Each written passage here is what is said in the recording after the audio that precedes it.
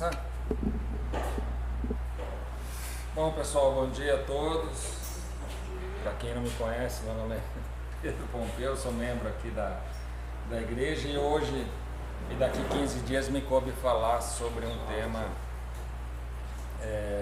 bastante comum, mas eu creio que não só para nós adultos, mas principalmente para adolescentes, né? Fruto de muita confusão, né? O que não dirá controvérsia, principalmente no mundo secularizado que a gente vive hoje, que faz bastante confusão em relação a esse tema e traz uma relevância, não que ele não tenha relevância, mas também exacerbada, exagerada, né? Hoje a sexualidade, que é um dos componentes da vida humana, parece que é o componente da vida humana, como se nós fôssemos unicamente a nossa sexualidade. E nós somos muito mais do que isso, né? Nós somos a nossa individualidade, a nossa espiritualidade, a nossa ética, a nossa moral, mas parece que no mundo atual tudo tem uma conotação de sexualidade em relação à parte de erotismo, né? Tudo ficou erotizado. Na minha época, eu lembro, as meninas iam para a escola de mãos dadas, né? Isso faz parte da sexualidade não erótica, né? O contato era uma coisa bacana. Hoje você vê duas meninas de mão dada, parece que tem alguma coisa, uma conotação sexual nisso, né? Meninos se abraçavam, eu lembro, às vezes terminava o jogo, os dois saíam abraçados, e até o ponto de ônibus abraçado, que era uma coisa bacana, sinal de amizade. Hoje você vê dois meninos abraçados, parece que tem alguma coisa de errado. Quer dizer, o que será que mudou nesse tempo todo, né? Então a gente vai falar alguma coisa sobre isso. Primeiro com algumas definições, né?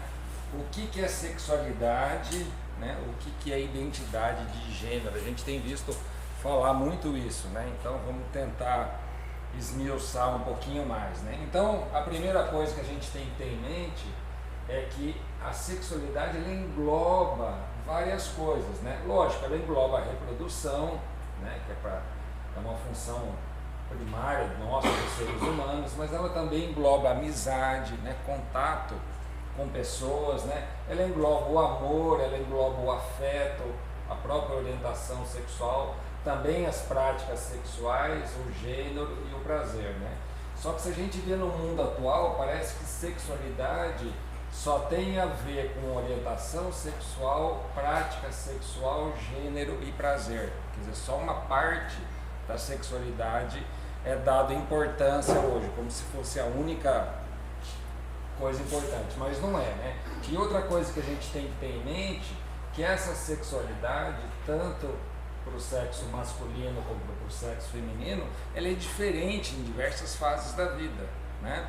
Na criança, ela tem a ver com afeto, ela tem a ver com amizade, ela tem a ver com toque, né? Com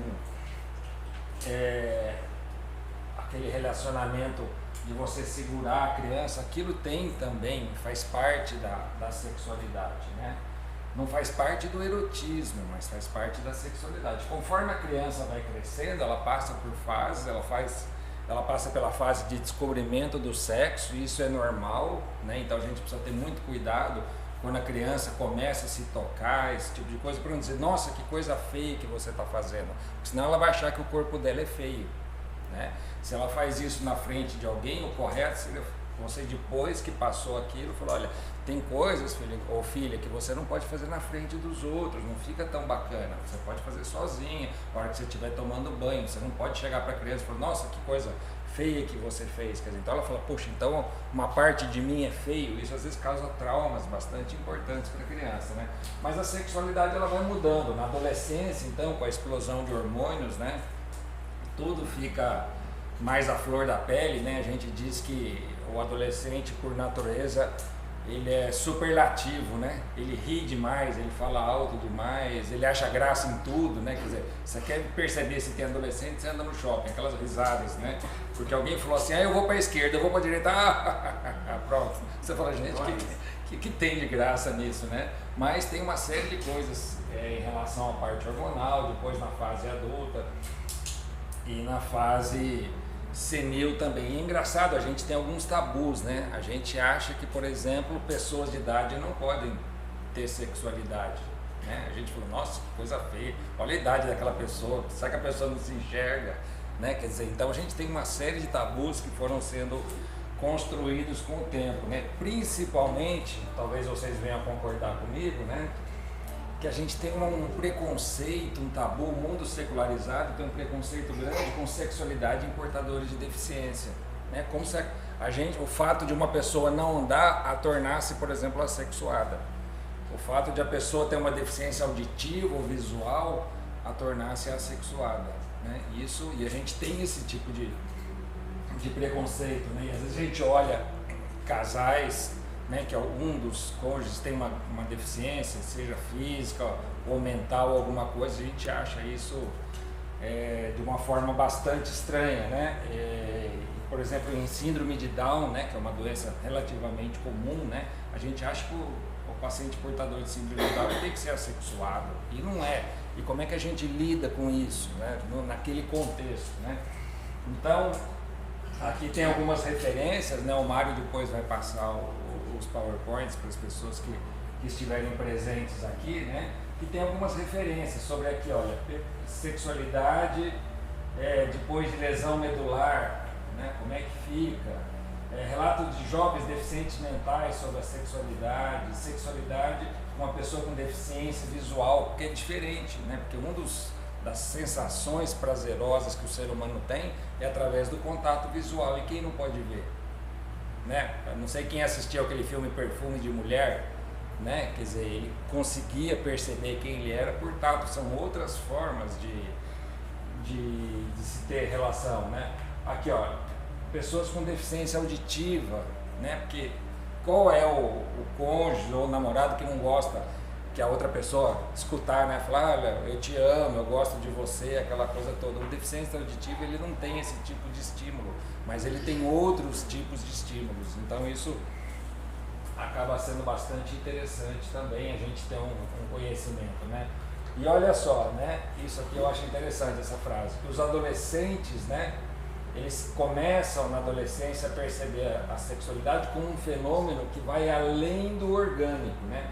Pois esse corpo sexuado ele se desenvolve num contexto social e histórico, né, que influencia naquilo que acreditamos ser o mais correto, funcional ou saudável. É por isso que numa determinada fase, né, e de um modo geral nunca postergar isso, né, é importante que a criança cresça num contexto no qual a sexualidade não seja visto como uma coisa proibida de se falar. Por quê? Se ela não aprender em casa, ela vai aprender onde? Com os amigos. Vai aprender na escola, né? Eu sou de uma época que esse era um assunto totalmente proibido. Meu pai nunca falou absolutamente nada e minha mãe nunca falou absolutamente nada. E você não era nem besta de perguntar, porque você levava um tapão se perguntasse. Moleque safado, você está querendo saber o quê? Então você tinha que ficar na sua... Né? E os amigos, um mais deturpado que o outro, e geralmente se aprendia de quem? Daquele mais saidinho, né? Que era o cara que inventava milhões de mentiras, aquela coisa toda, e a gente acreditava porque aquele era o cara, né? Então era um contexto totalmente complicado. Isso acaba tendo implicações na sua vida, porque você construiu uma linha de raciocínio, de pensamento, baseada naquilo que você achou que era verdade, e às vezes estava totalmente longe da verdade. Não era um contexto cristão, não era um contexto saudável. Quer dizer, então na verdade nós fomos do ponto de vista de erotização, de sexualidade, se falando de sexo, na minha época você era empurrado para coisa, ó, ladeira abaixo, você é homem, agora se vira, né? Quer dizer, então era uma coisa na maioria das vezes até traumática, né? Porque você tinha que desempenhar um papel que você não tinha nem idade nem preparo para aquilo, né? Então olha só, então a gente falou alguma coisa sobre sexualidade, agora a gente vai falar sobre gênero, porque essa palavra está muito na moda, né? Há 20, 30 anos atrás não se falava tanto sobre gênero, agora tem gênero, identidade de gênero, transgênero. E o que é isso, né? O que é gênero, né? Gênero é aquilo que identifica e diferencia os homens das mulheres, ou seja, nós temos gênero masculino e gênero feminino, pronto, é esse do ponto de vista biológico que existe, tá? Mas aí os textos começam a dizer assim, olha, de acordo com a definição tradicional de gênero, de uns anos para cá a coisa começou a mudar, né? É a mesma coisa que eu dizer assim, olha, de acordo com a definição tradicional de mesa, isso aqui seria uma mesa. Mas será que é uma mesa? Eu acho, por exemplo, que isso aqui é um barco. Eu sinto como um barco. Aí você vai falar, então, desculpa, mas você está mais ou menos meio fora de coisa. Não, mas depende da sua experiência, depende da minha. Na minha experiência, isso aqui é um barco. Tá, eu vou querer ser que isso aqui, eu vou querer continuar acreditando que isso seja um barco, mas na verdade é uma mesa. Só que o mundo tem mostrado, em relação à sexualidade, que o absoluto ele é relativo. A gente vive no mundo atual que os absolutos é preconceito. Né? Você fechar uma posição em cima de uma coisa, você é preconceituoso. Né?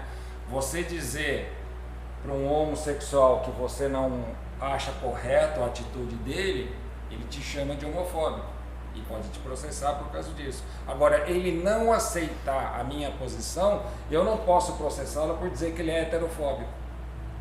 É interessante isso, né? Quer dizer, tá, eu como homofóbico eu sou taxado como alguém que como criminoso, alguém que não está progredindo, tá? Mas e ele que não aceita a minha posição? Então eu posso processá-lo como heterofóbico também? Porque o mesmo direito que ele se julga no sentido de eu ter que dizer que ele é uma determinada coisa, eu também me julgo no mesmo direito, quer dizer. E não sei se vocês sabem, do ponto de vista estatístico, isso eu escutei numa palestra da doutora Carmita Ábido. Carmita Ábido foi quem criou a cadeira de sexologia na USP de São Paulo, é a sexóloga mais antiga do Brasil, uma pessoa extremamente séria, né? E ela tem um levantamento estatístico bastante interessante. Qual vocês acham que hoje no Brasil é a proporção de pacientes homossexuais, seja masculinos ou femininos? Se é mais homem, não? Quantos você acha que tem no Brasil de homossexuais? 3 para 10. Bom chute. 4%. 4% da população brasileira. 4%. Agora, por que a gente escuta tanto barulho em relação a isso? Parece que é um movimento muito maior, né? Porque eles têm pessoas chaves na mídia. Diretores de peças de teatro, diretores de novela, diretores de firma de propaganda, você entendeu? Então parece que faz um volume muito maior, mas eles constituem 4% da população. E 96% está tendo que, entre aspas, se submeter ao que esses 4% dizem como regra. Você quer ver um outro exemplo que é a minoria, mas que causou uma tirania, né? De uns anos para cá, vocês já viram outdoors ou propagandas de roupas femininas? Vocês já viram o padrão de mulher que tem? É um padrão anorético. Quer dizer, ninguém tem uma perninha daquele tamanho, ninguém tem uma cinturinha daquele tamanho, né? E eu já assisti documentários sobre a vida dessas modelos mesmo, né? A grande maioria delas, ou elas são alcoólatras, ou elas usam droga, ou elas são bulímicas. Por quê? Porque elas têm fome, mas não podem engordar. Então eu vi uma vez um programa que elas dão dicas, o que elas fazem para vomitar depois que comem. Uma toma água com shampoo, outra toma água com sabonete, outra toma vinagre. Tanto que depois que elas deixam a carreira, nenhuma delas mais continua com aquele mesmo corpo, porque não é um corpo saudável. Quer dizer, então o que está se tentando, e as mulheres que não se encaixam disso ficam frustradas, porque elas veem aquelas roupas bonitas, então como se eu não tiver naquele padrão, que aquele padrão não existe nem para quem é profissional, só existe durante o tempo da profissão, porque elas são obrigadas àquilo, fora daquilo não dá para manter esse padrão. Quer dizer, então são tiranias que um grupo minoritário coloca na cabeça do maioritário, e é isso que está acontecendo também em relação à sexualidade. Uma minoria está querendo passar para a maioria que a maioria está errada, né? E é isso que a gente vai ver. Olha só, então olha isso aqui que interessante. No entanto, a partir do ponto de vista das ciências sociais e da psicologia, o gênero é entendido como aquilo que diferencia socialmente a pessoa, então não é mais biologicamente. Então, as chamadas ciências sociais, a psicologia, começaram a falar que isso aqui não é mesa, isso aqui é barco. E se você não aceita que isso aqui é barco, provavelmente tem alguma coisa errada com você, você precisa mudar a sua mente. E olha só, por ser um papel social, o gênero pode ser construído e desconstruído, ou seja, pode ser entendido como algo mutável e não limitado, como define as ciências biológicas.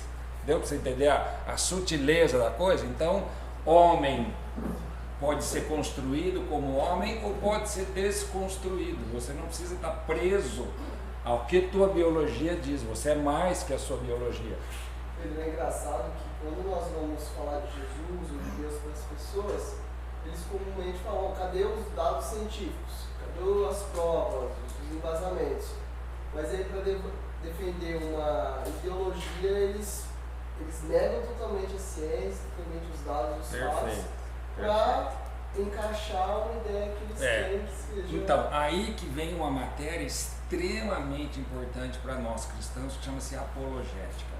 Nós temos todas as provas possíveis e imagináveis que Cristo existiu no tempo, na história, que ele nasceu, que ele morreu, que ele ressuscitou e uma série de outras coisas. O problema é que às vezes o cristão, frente a esse mundo, o mundo secularizado, às vezes está muito mais preparado para defender a sua secularização do que nós para defender a nossa religião, né? Então, a apologética é uma parte extremamente importante da doutrina cristã. A gente tem que saber defender a nossa fé com base em dados. Você fala, olha, por causa disso.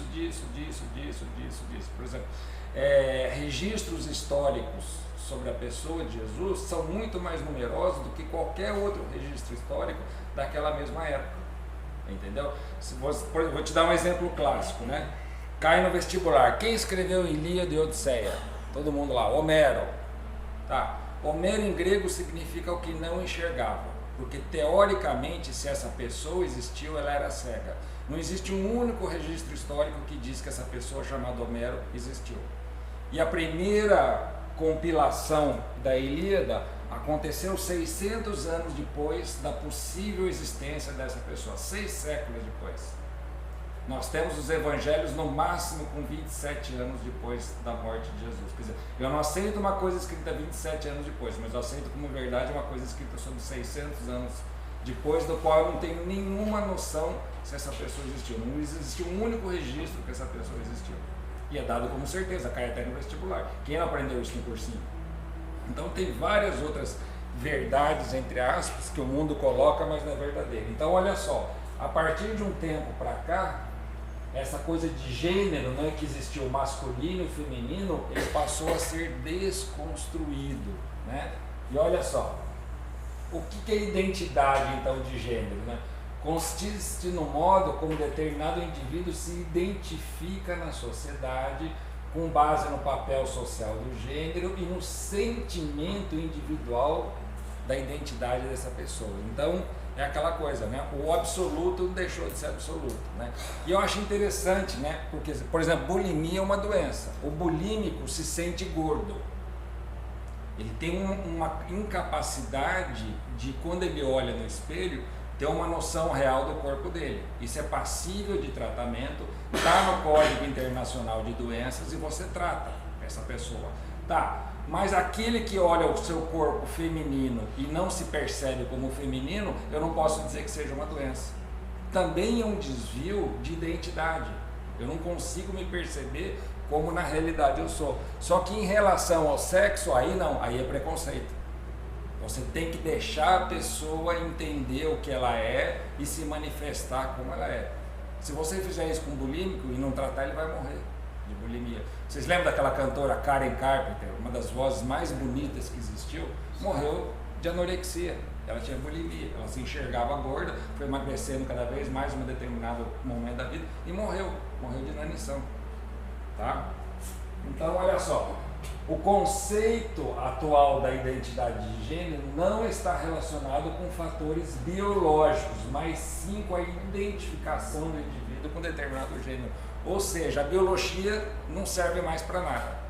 Até falar isso, acho que por causa de um problema maior que eu vi ontem na rede social, parece que até mais de gordofobia agora também. Como é que chama? De gordofobia. Se a pessoa é obesa, ninguém pode falar que obesidade é uma doença, um problema que precisa ser tratado. Então, eu vi lá um negócio de uma mulher que processava milhares de pessoas, falava que tinha obesidade de doença, e essa pessoa precisava emagrecer, sabe? Então vai ter hipertensão, fobia. Não posso falar que uma pessoa é hipertensa também. Asmofobia. Você é um asmático? Não sou de forma nenhuma. Né? Uma vez eu atendi uma paciente que deu diagnóstico de asma para o filho dela. Eu falei, eu não aceito isso de jeito nenhum e nunca mais eu volto aqui. Eu falei, o que eu posso fazer? Quem é o senhor para fazer diagnóstico desse no meu filho? Eu falei, eu sou um especialista. Eu sou a suprema instância do direito, porque não tem super especialista. Se eu não souber fazer esse diagnóstico, quem é que vai saber? Eu não aceito isso. Tá bom, sinto muito. Então, seu filho vai sofrer, porque ele tem a doença e está doente. Quer dizer, então olha como existem preconceitos. Existe preconceito com doença também, né? Olha só, agora do ponto de vista biológico, então as chamadas ciências sociais estão dizendo que a gente não deve mais estar preso à nossa biologia. Tá? Então, mas vamos ver do ponto de vista biológico, né? Nós temos células, tá? Nas células humanas cada célula tem 23 pares de cromossomos, dos quais 22 são iguais entre machos e fêmeas, não existem diferença, e são chamados de autossomos. Então, uma parte dos nossos cromossomos são comuns a homem e mulher. Mas os dois outros cromossomos, chamados de heterossomos ou cromossomos sexuais, eles têm diferença. Enquanto as mulheres com 2 cromossomos, né, são perfeitamente homólogos, e isso são chamados de cromossomo XX, o homem tem um cromossomo X e um outro não homólogo chamado Y. Então nós somos um sexo masculino heterogamético e as mulheres têm um sexo homogamético. Então as nossas células são diferentes. Não existe célula trans, não existe célula assexuada, não existe célula polissexuada, existe célula com cromossomo masculino, existe célula com cromossomo feminino. Não tem um meio termo entre isso, né? E essa diferença entre esses cromossomos vai provocar no organismo uma série de mudanças, inclusive da parte hormonal. As mulheres têm uma maturação sexual cerebral feminina, os homens têm uma maturação sexual cerebral masculina. O cérebro do homem, anatomicamente, fisiologicamente, ele é diferente do cérebro da mulher, né? Se você pegar um homem e uma mulher do mesmo peso e da mesma altura, o homem tem mais força muscular do que a mulher. Ele é diferente, a constituição dele biológica é diferente, né? E isso que o pessoal está querendo colocar na nossa cabeça que não existe, quer dizer, não tem o menor sentido, né? Agora, uma pergunta que a gente tem que se fazer muito hoje em dia, né? É o que a gente falou no começo. Eu sou a minha sexualidade? Quer dizer, eu só me defino por isso? Porque hoje os caras falam, né? Você é hétero ou você é... Como se assim, se todo o teu ser dependesse de ser hétero ou de ser homo. Quer dizer, e a nossa espiritualidade? E a nossa moral? E a nossa ética? E os conceitos familiares? Quer dizer, que eu sou... A única forma de eu me expressar no mundo é através dessa erotização. E vamos entender aqui sexualidade no sentido de prática sexual ou de preferência sexual. Quer dizer, então, a única coisa que existe no mundo é isso. Eu não sei se vocês veem, às vezes... Eu parei de assistir televisão aberta já faz uns 6 anos. Mas você vê coisa por mídia social, isso, aquilo... Tudo hoje tem uma conotação erotizada, não é? Música tem, propaganda tem, quer dizer, como se isso fosse a única coisa importante do mundo. Quer dizer, a única forma de se relacionar com isso seria, tá? E numa época que isso deixa basicamente de existir, porque com a idade vai ter uma época que vai ficar difícil. Então você deixa de existir como pessoa. E os solteiros, os celibatários, então eles não existem. Porque eles não praticam sexo, que teoricamente o que o mundo diz que é a única coisa importante hoje em dia, eles não existem como pessoas, né? Aquelas pessoas que optam eventualmente por não se casar e não ter relação sexual, elas deixam de ser uma pessoa, né? Paulo então não era um ser humano. Quer dizer, que mundo é esse que a gente está, que tudo depende disso. Então, na verdade, nós somos muito mais do que a nossa sexualidade, né?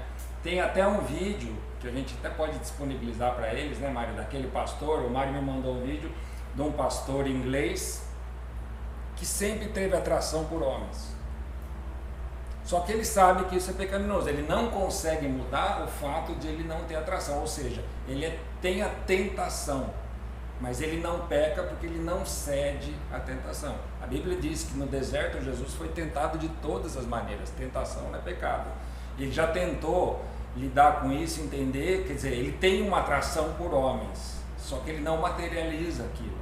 Quer dizer, então existem problemas, às vezes a gente não sabe, a mente humana é extremamente complexa, a gente conhece só uma parte dela, que talvez você possa ter uma identificação. Quer dizer, isso seria uma tentação. O pecado é você ceder àquela tentação. E na segunda aula, a gente vai ver, o tema da aula é sexualidade à luz da Bíblia. A gente vai ver só o que a Bíblia diz sobre sexo. O que ela considera como normal, o que ela não considera como normal, né? Agora, uma pergunta que a gente tem que fazer, né? Será que o mundo atual não está dando importância demais, né, a apenas um aspecto do nosso todo como seres humanos? Quer dizer, será que quando a gente escuta uma música, vê um outdoor, lê um livro, não está se dando importância? Quer dizer, então a pessoa fala assim, tá, como é que eu, principalmente acho que essa tirania em relação às mulheres, né, porque se criou um estereótipo, um padrão de mulher, como é que a mulher que não se encaixa naquele padrão se sente, né? Porque as atrizes não são daquele jeito, as modelos não são daquele jeito, no outdoor não tem daquele jeito, as propagandas não mostram mulheres como eu sou, como é que eu me sinto, né? Então, isso a gente tem que, principalmente para quem tem filhos pequenos, tem que colocar na cabeça deles, né, aos pouquinhos, que isso que o mundo está passando não é o real. A gente vive num mundo irreal, né? Eu não sei se vocês sabem, mas existem vários estudos sobre isso, do ponto de vista psicológico, né? Que hoje o ser humano no mundo normal ele é uma marionete, né? Você é manipulado de todas as formas. Por quê? Principalmente para deixar você insatisfeito e infeliz. Vocês sabem por quê? Porque tem vários estudos mostrando que pessoas insatisfeitas e infelizes consomem mais do que pessoas felizes. E você só existe no mundo hoje para consumir, para comprar alguma coisa. E quanto mais insatisfeito você está, maior vai ser a sua vontade de comprar, porque você acha que aquilo te traz algum benefício, alguma satisfação. Quer ser feliz? Compra uma calça da Levi's, sei lá, não sei o quê. Quer ser mais feliz ainda? Compra um carro, um modelo tal ainda. É o ápice da felicidade. E aí você vai comprando cada vez mais e se sentindo cada vez mais infeliz. Essa desconstrução, né, do ser humano como integral, ela vem e causa o impacto e traz resultados que não são comparados, né? Eles são sempre apresentados separados. Nunca houve tanta solidão e sentimento de solidão. Nunca ou antes se separou tanto o ser humano em uma área só. Então, quando você junta as duas verdades, elas têm uma ligação direta. Se eu diminuo o ser humano a apenas uma área, qualquer delas, eu faço com que as pessoas se desumanizem e se sintam solitárias e insuficientes e incapazes de viver. Exato. E quanto mais solitária ela tiver, Mário, maior o meu poder de manipulação sobre ela. Tá? Eu sou daquela época, né, que eu era jovem, adolescente, até eu fazer a faculdade, logo depois que eu terminei eu vim para Ribeirão, mas enquanto eu morava com os meus pais, né, se almoçava e se jantava juntos.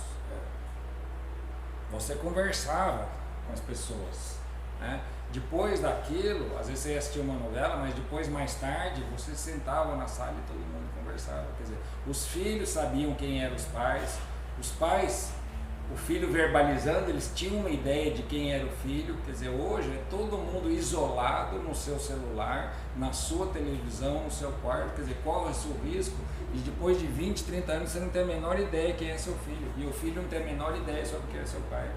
Hoje, sobre ancestralidade, eu pergunto às vezes para criança pequena, elas mal sabem o nome dos avós, da onde que elas vieram, qual é a origem delas, elas não sabem absolutamente nada. É só, agora elas sabem tudo. Tem criança que chega lá, tio, você já assistiu Naruto? Tio, você já assistiu não sei o quê? Um monte de personagens que eles vivem num mundo de fantasia e da família mesmo deles eles não sabem nada. Eu pergunto, seu sobrenome vem do seu avô, da sua avó, do seu pai, da sua mãe? Ah, não sei. De onde é que vocês vieram? Também não sei, não tenho a menor ideia. Quer dizer, então, essa coisa de se isolar o ser humano torna ele muito mais manipulável, né? Isso é uma coisa, é um ardil do inimigo que funciona muito bem, né? E uma última pergunta, né? Será que não está se dando importância demais ao prazer? Será que o ser humano foi feito só para ter prazer? Quer dizer, eu tenho que ter o prazer de comprar, eu tenho prazer de ter essa roupa, eu tenho que ter o prazer sexual, eu tenho que ter o prazer na hora de comer, eu tenho que ter o prazer disso. Quer dizer, será que a única forma de a gente existir é tendo prazer? E se você cria uma criança nisso, ela vai saber muito pouco lidar com frustração. Porque na vida a gente não vai ter só prazer, a gente vai ter bastante desprazer também, que é uma sensação como outra qualquer. Como é que eu lido com essa sensação? O que a gente vê hoje? Adultos infantilizados, eles lidam com o desprazer, né, de uma forma infantil, com birra, dá soco na mesa, dá isso, daquilo. Um dia eu vi uma reportagem da mulher, não sei se ainda está casada, daquele Cunha, como é que chamava? Eduardo Cunha. Lembra que foi pego naquele negócio do mensalão e tal, né? O indivíduo, ele foi tão longe na mentira de quem ele era, a mulher dele falando que quando ele assistia na televisão, dizendo que ele tinha feito aquelas coisas todas, diz que ele batia na mesa, mas irado mesmo, não era assim. Como é que podem falar isso de mim? Eu não sou nada disso. Que absurdo que estão falando de mim. A mulher falando, gente, eu olhava para ele e falava assim, ele deve estar brincando, né? Quer dizer, como é que pode? A cabeça dele... Exatamente. Ele achava que ele estava sendo injustiçado. Quer dizer, as pessoas entram... Tem outras pessoas mais também. Exatamente. As pessoas entram no mundo de mentira, de fantasia e acabam crendo que aquilo é realidade. Então é isso que está se fazendo com a sexualidade, né? Você pode viajar o que você quiser, você pode ser o que você quiser. Eu conversei há uns tempos atrás com uma esposa de um colega meu médico, nós somos um casamento, sentamos do lado, e ela lida com a parte de direito em relação à família. Vocês já viram falar em poliamor? Poliamor, isso hoje é permitido na lei brasileira. Você casa, por exemplo, um homem com 2 mulheres, 3 mulheres com um homem. E o pior, no Brasil, que é Ribeirão Preto. E o pior agora, tem poliamor com animais. Então eu posso casar, por exemplo, com uma mulher e um cachorro. E na hora da separação, quem vai ficar com o cachorro? Porque ele é parte do casamento. Olha a que ponto que o direito chegou. Quer dizer, olha a confusão que isso causa. Eu não sei quem já escutou uma piadinha que eu achei engraçada. Fala assim, né? Dilema jurídico. Se o homem que virou mulher apanhar da mulher que virou homem, tem direito a Maria da Penha? Quer dizer, já imaginou na cabeça do juiz, né? Ele é mulher, mas ele é homem. Ele apanhou do homem que na verdade é mulher. E agora, o que eu faço? Quer dizer, são situações absurdas. Depende do partido dele. E que a gente vai chegar nisso aí, né? Olha só, isso aqui é uma página na internet de psicologia, desenvolvimento social. Então olha só isso aqui. Psicologia, sexualidade e gênero, identidade de gênero, orientação sexual. Olha o que diz essa página. Olha, tem não sei quantos mil seguidores, né? Agora eu não consigo mostrar. Então tá aqui, ó. A identidade de gênero diz respeito a como a pessoa se sente e se percebe em relação ao gênero. Quer dizer, tudo no campo do subjetivo. É um sentimento e um sentido profundo sobre si mesmo. Sua identidade de gênero pode ser feminina, masculina, trans, travesti, ou ainda designada como mulher, homem, mulher trans, travesti, homem trans, não binário, entre outras possibilidades. Ou seja, você pode ser o que você achar que você é, né?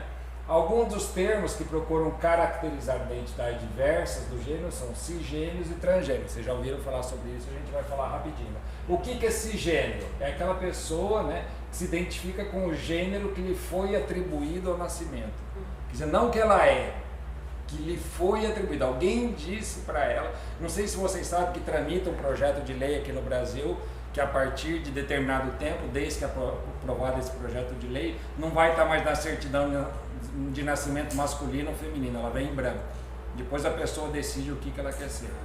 Quer dizer, então você olha para o menino, ele é o quê? Não, ele não é nada, ele é neutro. Aí você fala, tá, mas as células dele tem cromossomo neutro? Não tem, mas não vamos falar sobre isso, né? A genitália externa dele é masculino ou feminino? Não é neutra. O que é uma genitália neutra? Né? Mas é isso que está se querendo colocar na cabeça das pessoas, né? E aqui, já a pessoa transgênera é aquela que ao longo de sua vida identifica-se com um gênero diferente daquele que foi atribuído ao nascimento. Então o pessoal está querendo construir o seguinte: você não pode ficar preso a algo que foi, entre aspas, imposto a você quando você nasceu. Deu para entender? Quer dizer, então, o que é evidente do ponto de vista físico, fisiológico e biológico é entendido agora como a imposição. A sociedade daquele tempo te disse que você é homem. A sociedade te diz que você é mulher. Mas se você não concorda, você pode ser o que você quiser, tá?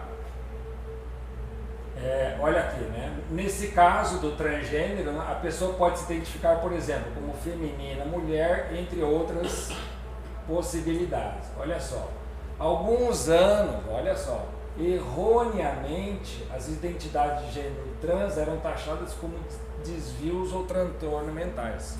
Quer dizer, e eles passam como se a ciência já tivesse passado disso. A gente vai ver isso daqui um pouquinho, né? Com o avanço do conhecimento científico, que é uma balela, o conhecimento científico sobre o que é masculino e feminino não mudou absolutamente nada. Psicológico e social, compreende-se hoje que ser uma pessoa trans é uma característica da diversidade e da potência de vida em relação à existência humana. Olha que coisa fantástica, né?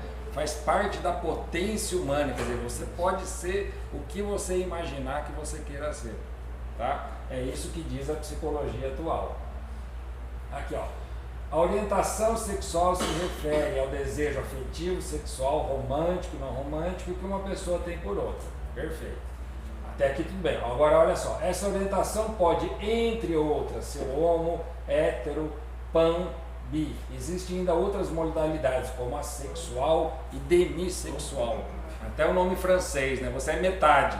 Você não é nem uma coisa nem outra, dependendo do tempo, né?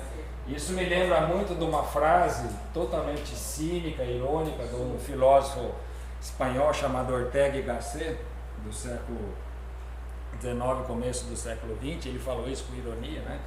Diz assim: eu sou eu e as minhas circunstâncias. É o que o ser humano atual vive, né? Então, uma fase da minha vida eu posso ser isso, outra fase eu posso ser aquilo, depende da circunstância. Eu não sou eu com coerência, dependendo do lugar, dependendo do tempo, eu sou uma pessoa diferente, né? E olha só, ter uma orientação sexual diferente da heterossexualidade é errada, né? Então, olha só, assim como muitas identidades trans, as orientações sexuais diversas sofreram estigmatizações ao longo da história da humanidade, que fizeram que durante muito tempo fossem entendidas como transtornos ou desvios, ou seja, agora, entre aspas, não é mais, né? Você estava presa a uma... Entretanto, olha lá, o avanço social e político do direito das pessoas que são gays, lésbicas, bis, entre outras, possibilitou a disseminação da compreensão de que essas orientações são tão possíveis quanto a heterossexualidade. Quer dizer, ou seja, tudo absolutamente dentro do normal, né? E olha só, ideologia de gênero, olha isso aqui, ó. De acordo com este pensamento, né, as pessoas nascem iguais, o pensamento moderno de ideologia de gênero, e ao longo da vida vão construindo a sua própria identidade, seja com homem, mulher ou homens. Menino e menina nasce igual. Quer dizer, olha o que eles estão querendo passar para a gente. Por isso que existe esse projeto de lei que diz que a criança não é nem homem nem mulher, porque segundo eles não existe isso, homem ou mulher, todos são iguais. Se nós somos iguais, não tem por que aparecer masculino ou feminino. Vai dar mais dinheiro pro cartório, que agora vai estar trocando assim. Vai, né? Dependendo do que eu me acho, não é verdade ou não? Mas olha só a que ponto a gente está chegando, tá? E olha só, agora vem o grande problema, né? Que isso serve de alerta para a gente. Óbvio que os problemas psicológicos e psiquiátricos existem, negar isso seria absurdo. O grande problema é, frente a algum conhecido, ou principalmente parente, próximo nosso, que precise de ajuda psicológica ou psiquiatra, a gente vai colocar na mão de alguém cristão ou não cristão. A gente vai colocar na mão de alguém que acha que tudo isso é absolutamente normal, que não bate com os nossos padrões, que não bate com o padrão bíblico, ou a gente vai procurar alguém que comungue da mesma linha de raciocínio. Porque não tem muito sentido a gente acreditar numa coisa e colocar nossos filhos na mão de uma pessoa que acredita em uma coisa totalmente diferente. E eu vou dizer para vocês, eu já fiz tratamento com um psiquiatra numa fase da minha vida, e esse pessoal, eles têm um poder de persuasão muito grande, eles sabem lidar com a sua cabeça. E se você pegar uma pessoa que tem uma visão totalmente complicada e querer incutir aquilo na cabeça do teu filho, ele vai conseguir tranquilamente, mesmo porque quem procura esse tipo de ajuda, de alguma forma está vulnerável. Tá? Então a gente precisa saber muito bem em quem a gente vai colocar. E olha só, o que diz então aqui essa página de psicologia? O profissional de psicologia é capacitado e orientado para acolher os seus sentimentos, percepções e questões em relação a todos os aspectos da sua exigência, inclusive em relação à sua sexualidade e sua identidade de expressão de gênero. Olha só, é conduta ética importante a prática da psicologia, o respeito à diversidade sexual e de gênero. Caso você encontre algum profissional que demonstre preconceito ou seja opressivo em relação às suas colocações desse tema, é aconselhável acionar o Conselho Regional de Psicologia por conduta inadequada. Deu para você entender ou não? Quer dizer, se você arrumar um psicólogo que diz para o teu filho que é homem, que ele não é mulher, eles estão dizendo aqui que você pode até denunciar essa pessoa por coisa. Quer dizer, então, ou seja, ou você comunga com a ideia dele, ou você está contra. Olha que ponto que chega a situação. Então a gente está vivendo num mundo bastante complicado, né? Pedro, isso é uma resolução nova do Conselho de Psicologia que vai contra a expressão religiosa na prática da psicologia. Então assim, eles acreditam que a expressão do gênero diversa faz parte do ser humano, mas a religião, a fé não faz parte. Perfeito. Então, assim, eles estão... Do ponto de vista psicológico, o psicólogo não pode colocar absolutamente nada do que ele acha do ponto de vista religioso. Mais um motivo para você procurar alguém que seja realmente cristão. Porque ainda que ele não coloque diretamente para você, imbuído na forma de raciocínio, que não dá para você dissociar uma coisa da outra. Não dá para você ser um profissional, sendo cristão, trabalhar sem nenhum conceito, nenhum fundamento cristão. Você concorda? Não? Cristão é hipocrisia, né? Então, mais um motivo. E olha só, faz parte do processo psicoterapêutico, né, te ajudar a refletir sobre seus anseios, angústias, questões a respeito de sua orientação sexual e identidade de gênero, né? Olha só, é compreensível que algumas pessoas sejam tomadas por profundas angústias, uma vez que vivemos em um mundo que permanece permeado de preconceitos e informações equivocadas a respeito dessa diversidade. Crescer em uma sociedade e cultura imersa por esses preconceitos pode marcar negativamente o desenvolvimento da sua identidade e sexualidade. Deu para entender? Quer dizer, então assim, você pode ser o que você quiser e estaria errado quem dissesse para você que não é. Ou seja, se você disser, por exemplo, no caso a gente pegou lá da bulimia, se você chegar para um psicólogo e falar, eu sou bulímico, ele fala, não, você pode ser o que você quiser, você está se achando que você é bulímico, mas você não é. Você está gordo mesmo. Exatamente, a pessoa vai acabar morrendo, né? E olha só, conjuntamente você e o profissional de psicologia podem trilhar um caminho para a desconstrução das falsas crenças a respeito das orientações sexuais e identidade de gênero, explorando suas questões, vivências e potências, seus sentimentos e desejos vão ter um lugar seguro e compreensível para serem acolhidos, com todo respeito e dignidade que lhes são devidos. Você entendeu ou não? Ou seja, se você achar que você é uma barata, lembra do Kafka lá, né, na Metamorfose, se você acha que você é o super-homem, vem aqui, que aqui você vai ser acolhido. Eu vou mostrar para você que você é o super-homem mesmo, você realmente é uma barata. Se você se sente feliz assim, sem problema nenhum, não sou eu que vou te tolher. Há muitos anos atrás, tem um filme, se tiver em algum lugar de achar, vale a pena ver, chama Ecos. Ecos em latim é cavalo. E que U.S., Ecos, né? E foi uma peça de teatro famosa na década de 70, junto com aquele Hair, Jesus Cristo Superstar e tal. E esse filme, que o Richard Burton faz o papel de um terapeuta, que era o cara mais famoso de Londres, né? Conta a história de um jovem que achava que era um cavalo. E ele se comportava como um cavalo. E passou na mão de todo mundo até que chega nesse psiquiatra, que era o indivíduo mais famoso de Londres, né? Como é que termina o filme? Com 2 cavalos. Ele convence o psiquiatra que o psiquiatra era um cavalo também. Quer dizer, então, essa situação é complicada. Cuidado com quem a gente coloca a cabeça dos nossos parentes, dos nossos filhos, né? E olha só, aquilo que você estava falando, né?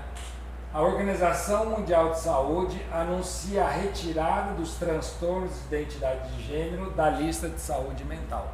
A partir de janeiro de 2022, o Código Internacional de Doenças, chamado CID, a partir da edição número 11, que foi colocada no mercado em janeiro de 2022, distúrbio de transtorno sexual não tem mais código. Não é mais doença. Tá? Até o CID-10 era. Então, olha só, a Organização Mundial de Saúde anunciou nessa segunda-feira, dia 18 de junho de 2018, durante o lançamento, mas isso só veio se materializar em 2022, o CID-11, a retirada de transtornos de identidade de gênero do capítulo de doenças mentais.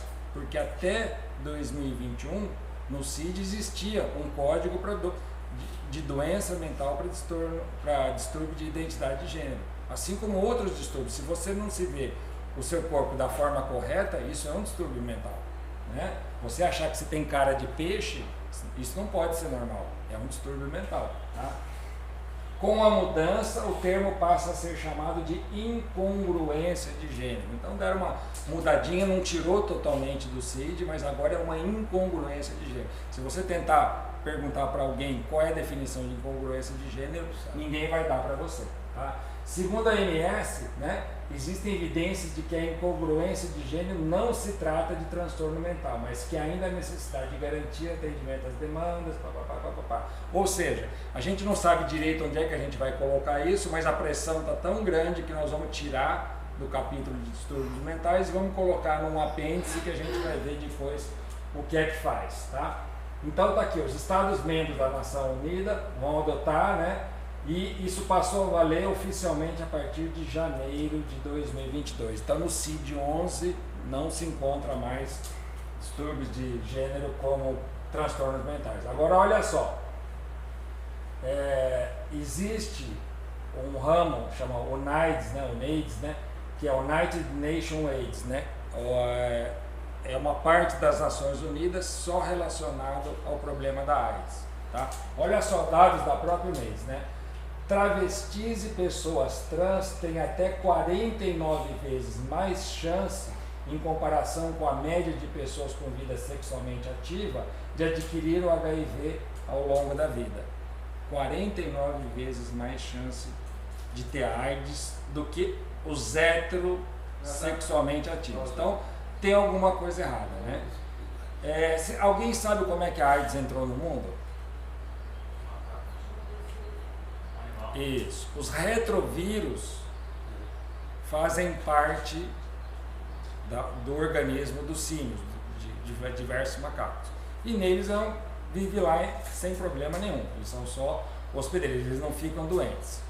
Uma determinada tribo da África tinha por característica ter relação sexual com macacos, tanto os homens quanto as mulheres. Isso contaminou. Por azar, essa tribo era polígama, então a coisa se espalhou. E por azar, um comissário de bordo americano foi para esse país, se contaminou, é o chamado paciente zero do acidente. Se contaminou e como ele fazia várias paradas em vários lugares do mundo e tinha várias relações sexuais ao mesmo tempo, a AIDS aparou.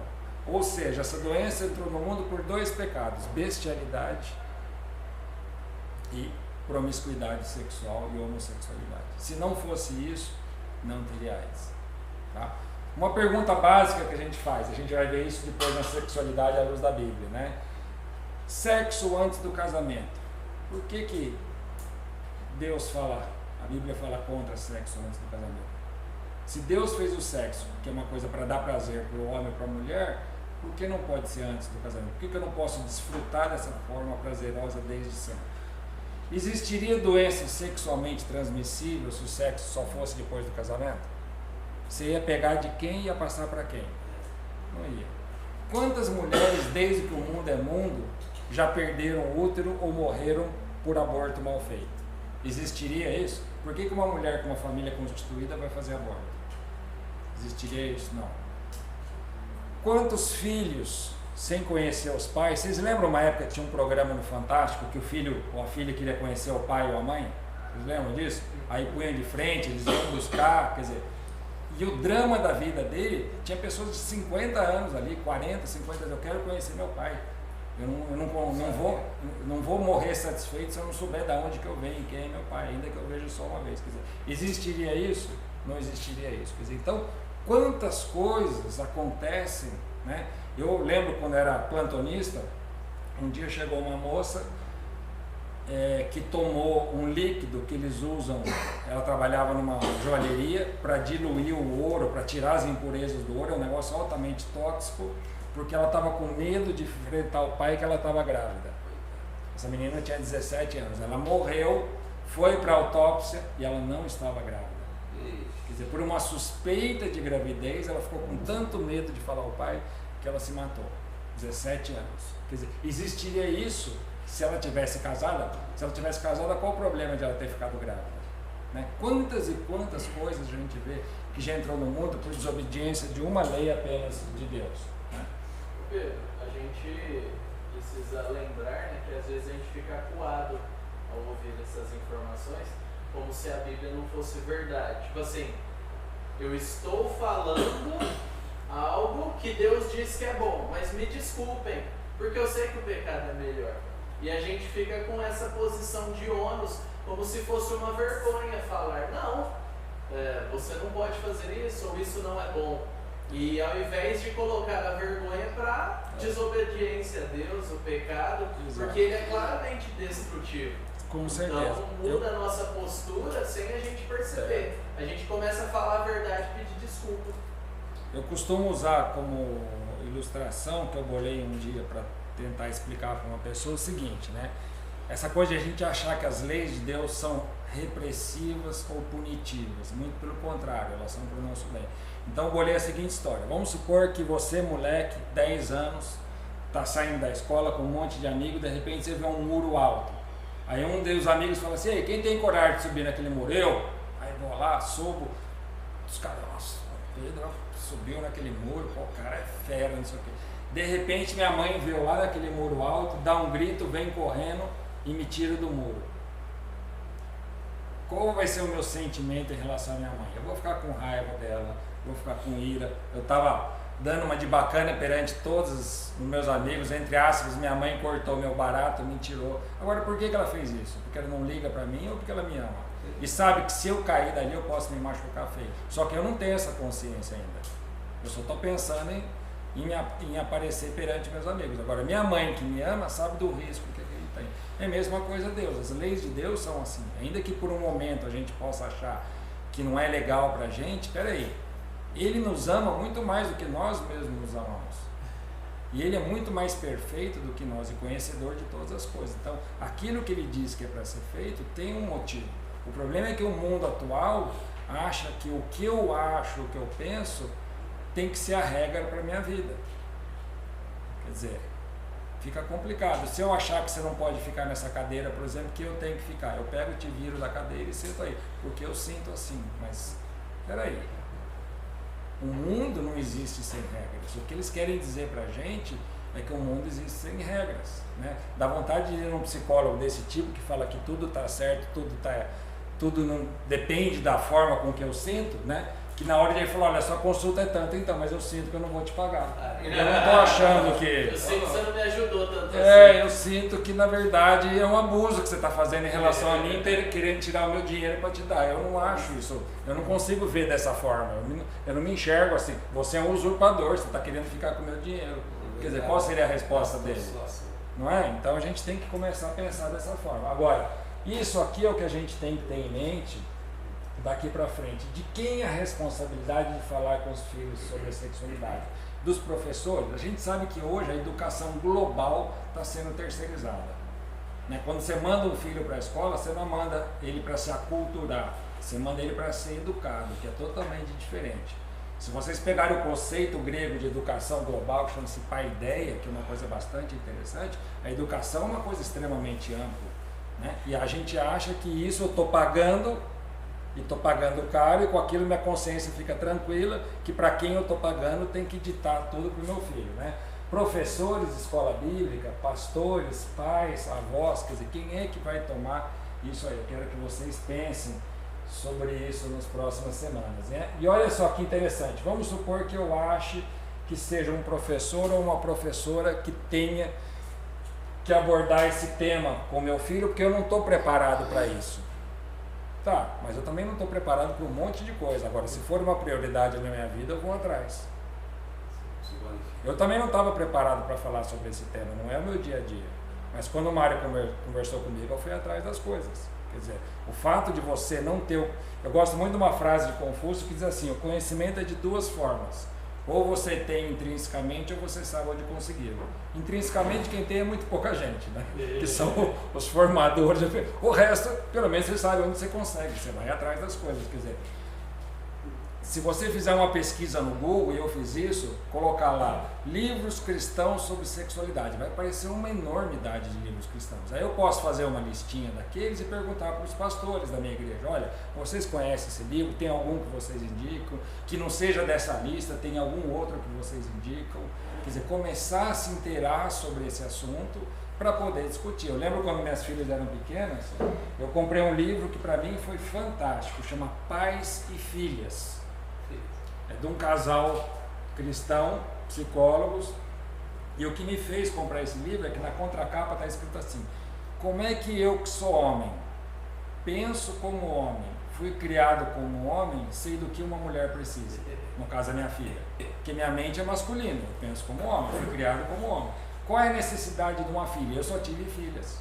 Então ele fala do nascimento até o casamento, qual seria um comportamento apropriado do pai em relação às filhas. Esse livro me ajudou muito.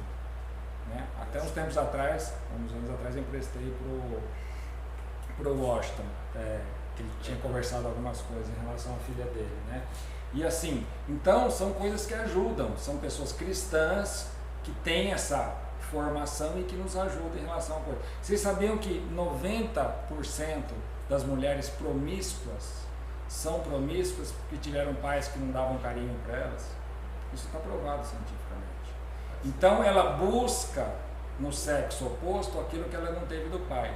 Quando uma mulher chega perto de um homem querendo carinho, o que ele acha que ela quer? Sexo. Pronto. Então, ainda que aquilo não a satisfaça, a médio e longo prazo, no momento ela recebe aquilo que ela não sabe que ela faz isso por falta de um pai que não deu carinho. Então, quanto mais a figura masculina pega a menina, abraça, põe no colo, beija, menos necessidade ela vai ter de procurar isso numa fase precoce, entendeu? Ela já se sente amada por alguém do outro sexo. Quer dizer, isso é bastante interessante. Então, olha só, a professora, como é que foi a história de sexualidade dela? Será que ela tem uma percepção positiva do corpo? Como expressei e vivi minhas sensações corpóreas? Que tipo de educação sexual recebi dos meus familiares? Né? Por que me incomodo diante da expressão sexual dos meus alunos? Ou seja, se você terceirizar isso, você está terceirizando para uma pessoa que pode estar cheia de problemas também. Tem um deputado federal chamado Gustavo Geyer, não sei quem já viu, quem às vezes vê ele no YouTube, né? Que ele fala uma série de coisas. Ele abriu um canal, um disque denúncia, sobre professores que falam coisas absurdas na escola sobre sexualidade. E eu não sei quem viu esse vídeo de uma professora falando, você viu esse vídeo? De uma professora falando para alunos adolescentes assim, pensa numa coisa absurda, um nível baixíssimo, quer dizer, aquilo é uma conversa de prostituta, ela falando com os alunos adolescentes, quer dizer, uma coisa horrorosa, um negócio assim absurdo. Inclusive baseado nisso, em alguns outros depoimentos que ele recebeu, ele criou um disque denúncia. Se teu filho disser que o professor, inclusive essa professora, foi demitida da escola. Por quê? Não tem a menor condição de ela falar sobre um tema que ela mesma está totalmente fora de contexto, né?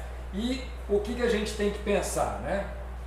Tá, a gente falou sobre diferenças sexuais, que isso do ponto de vista bíblico é pecado. Mas quem peca mais? O homossexual, o trans, o hétero pegador, né? Porque a gente vê assim, né? O homossexual é problemático, mas o hétero que sai com todas as meninas, esse, beleza, esse é machão. O pai acha ele o máximo, né?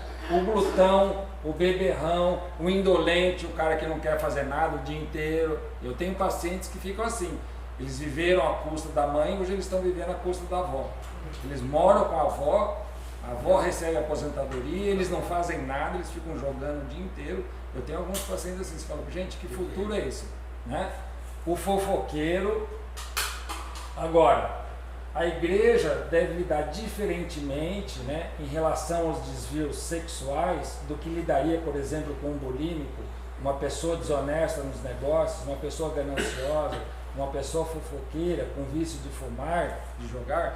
Será que a gente não está sendo duro demais com um tipo de pecador e leniente demais com outro tipo de pecador? Será que esse é o papel da igreja? Né? Do que todas essas pessoas carecem? De Deus. Então, para elas, igualmente, nós temos que falar de Deus. Né?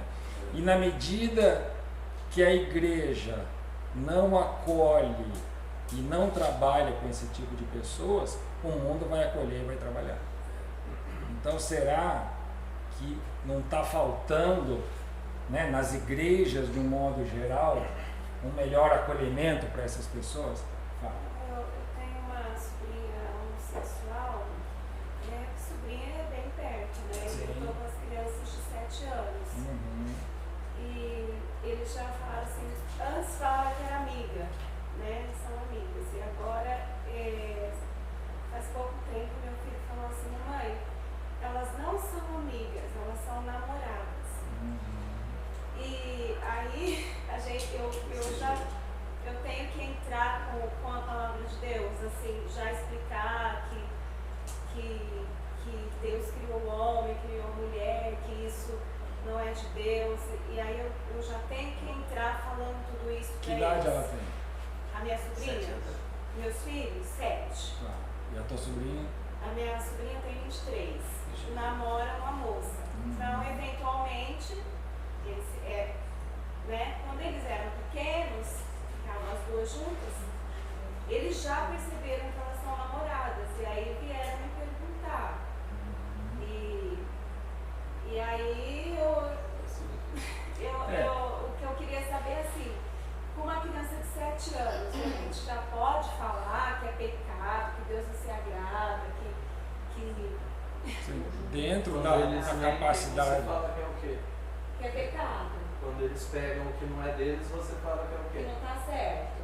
Quando os outros fazem, você fala que é o Tem quê? que falar isso. Então, olha só que interessante, né? Indo um pouquinho para trás, eu entendo o que você está perguntando, mas eu estou pensando da seguinte forma: será que mas olha que interessante, né? O teu questionamento é, se eu entendi, será que com 7 anos ele já tem capacidade de entender certas coisas do ponto de vista bíblico? Tá, mas eu vou te dar a minha experiência da minha época, o João também, nós somos da mesma época, né? Aos 7 anos, quando eu era pequeno, jamais eu vendo duas moças juntas eu achar que existiria algo sexual entre elas. Então hoje as crianças já têm um amadurecimento diferente, porque era inconcebível na minha idade de 7 anos achar que homem podia ficar com homem e mulher podia ficar com mulher. A gente não tinha esse tipo de coisa. Você ia pensar nisso, que uma mulher estava junto, não tinha essa conotação. Você entendeu? Antigamente, quando você via num barzinho duas mulheres conversando, eram duas amigas. Quando você via 2 homens, eram 2 amigos. Ninguém podia imaginar que poderia ser outra coisa. Então, se ele já consegue ver que é algo diferente do normal, ele já tem maturidade suficiente para entender certas coisas, com certeza. Bom, eu falei, na verdade eu falei, Mas é o certo. E aquilo que eu te falei, quer dizer, procurar hoje, até você não precisa nem comprar. Hoje que você pode baixar com PDF, tem N livros sobre sexualidade, que você pode ver a melhor forma de abordar, a melhor forma de falar. Você entendeu? É aquilo que eu falei. Se a gente não tem a sabedoria intrinsecamente, a gente tem que saber onde conseguir. Existe literatura farta sobre isso. É questão de a gente ir atrás, né?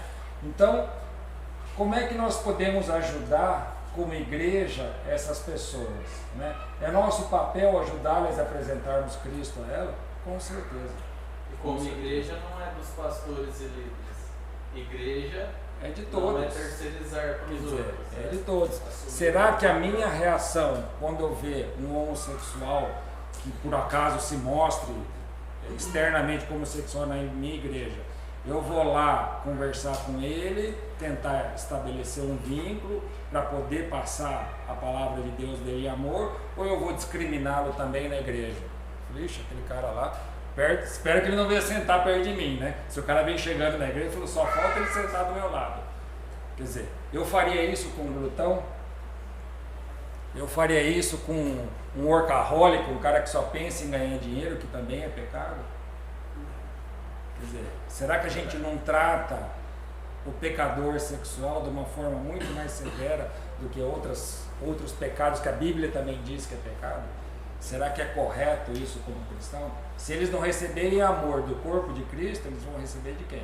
Do mundo eles vão receber paulada, ou então que eles estão super certos. Quer dizer, quem é que vai falar para eles o que não está? E às vezes criando um estereótipo que os próprios homossexuais criam.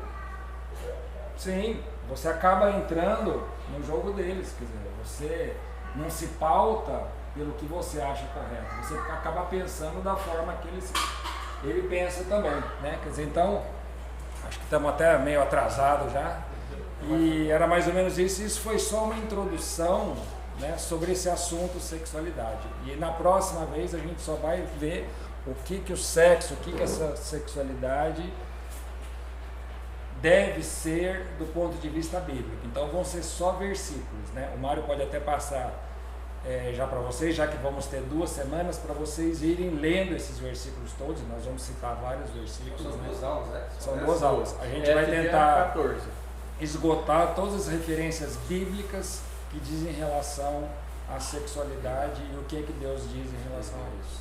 Tá bom? Agradeço a todos.